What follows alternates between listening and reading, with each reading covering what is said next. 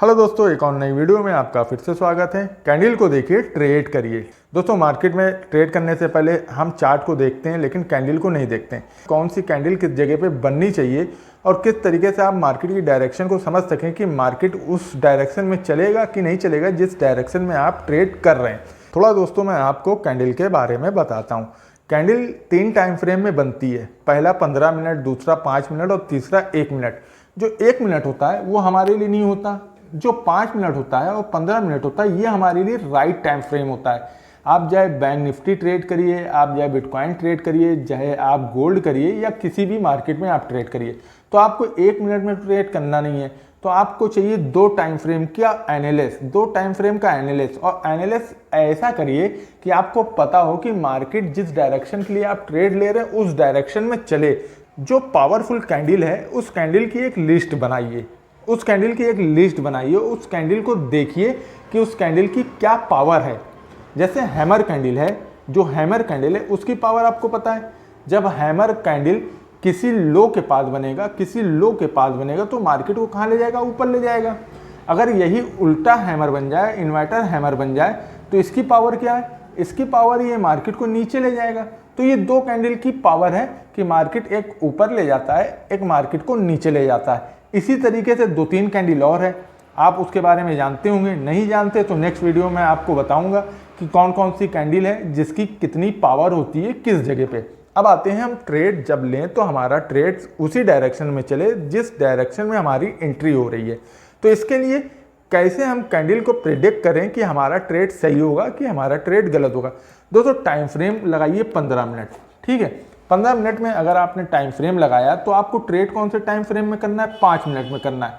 अब अगर आपको 15 मिनट को देखना है और 5 मिनट में ट्रेड करना है, मार्केट बुलिश हो रहा है तो क्यों हो रहा है, क्या वजह है मार्केट बुलिश होने की, तो इसके पीछे आपको वजह मिलेगी। वो वजह क्या होगी? मार्केट कहीं ना कहीं एक हैमर बनाकर आ रहा होगा, बॉटम के पास एक हैमर बना होगा या तो किसी ब्रेकआउट के पास हैमर बना होगा, तब मार्केट बुलिश है। अब मान लीजिए मार्केट किसी बॉटम से आ रहा है हैमर बनाकर और मार्केट किसी रेजिस्टेंस के पास है, तो इस हैमर की पावर इसी रेजिस्टेंस तक की थी। ये बात याद रखिएगा, इस हैमर की पावर जो थी वो रेजिस्टेंस तक की थी, जो रेजिस्टेंस ऊपर बना हुआ था। अब मार्केट अगर यहाँ रेजिस्टेंस ब्रेकआउट कर रहा है तो ये ट्रेड अगर आप लेंगे तो ये ट्रेड आपके लिए गलत होगा। क्यों होगा? क्योंकि मार्केट बॉटम से आ रहा है, नीचे से आ रहा है और अपने रेजिस्टेंस तक पहुंच गया। तो जो पावर यहाँ पे बायर आए थे वो अपनी पोजीशन को यहाँ पे आकर छोड़ देंगे और नई पोजीशन नहीं बनाएंगे। अगर आपने बॉटम पे देखा, अगर आपने कोई ट्रेड देखा कि मार्केट बॉटम पे है, बॉटम पर मार्केट, किसी बॉटम पर मार्केट रुका हुआ है और बॉटम पे 15 मिनट पे कोई हैमर बना है और हैमर बन के 2-3 कैंडल बन चुकी है।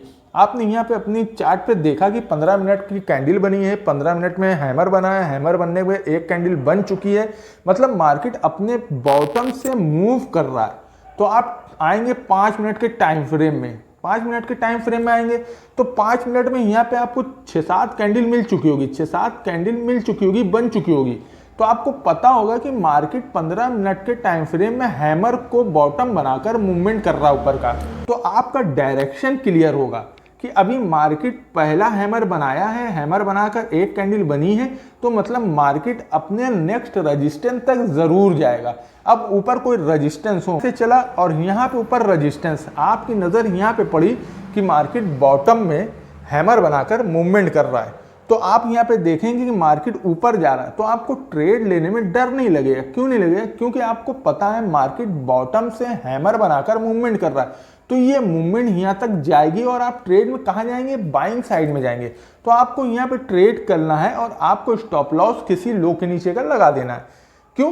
क्योंकि आपको पता है मार्केट हैमर बनाकर चल रहा है तो अपने रेजिस्टेंस तक जाएगा। अगर आप यही हैमर को यहाँ नहीं पकड़ते, अगर आप इसी हैमर को यहाँ नहीं पकड़ते, कहीं यहाँ पे पकड़ते हैं और मार्केट यहाँ तक मूव कर जाता है और आप यहाँ पे पकड़ते हैं, आप सोचते हैं कि ये ब्रेकआउट होगा और मैं यहाँ पे ट्रेड करूँगा, तो आप ये ब्रेकआउट में तो घुसेंगे, लेकिन हैमर मार्केट नीचे से बॉटम से बनाकर मूवमेंट अपने पूरे एरिया तक ही कर चुका है। ये ब्रेकआउट कराकर आपको फंसा देगा और आपका ये ब्रेकआउट फेलियर हो जाएगा। अगर इस ब्रेकआउट को फेलियर से बचाना है तो फिर वही कॉन्सेप्ट यूज करना पड़ेगा जो पीछे बॉटम से चला आ रहा है। कौन से बॉटम से चला आ रहा है? इस जगह से जो बॉटम से चला आ रहा है कि मार्केट पीछे बॉटम से हैमर बनाकर चल रहा है। इसी तरीके से मार्केट शूटिंग स्टार बनाता है और अपने बॉटम से नीचे तक मूव करता है। नेक्स्ट वीडियो में मैं आपको शूटिंग स्टार के बारे में कुछ ऐसी इंपॉर्टेंट नॉलेज देने जा रहा हूं जिसके बाद आपका ब्रेकआउट या ब्रेकडाउन कभी भी फेलियर नहीं होगा।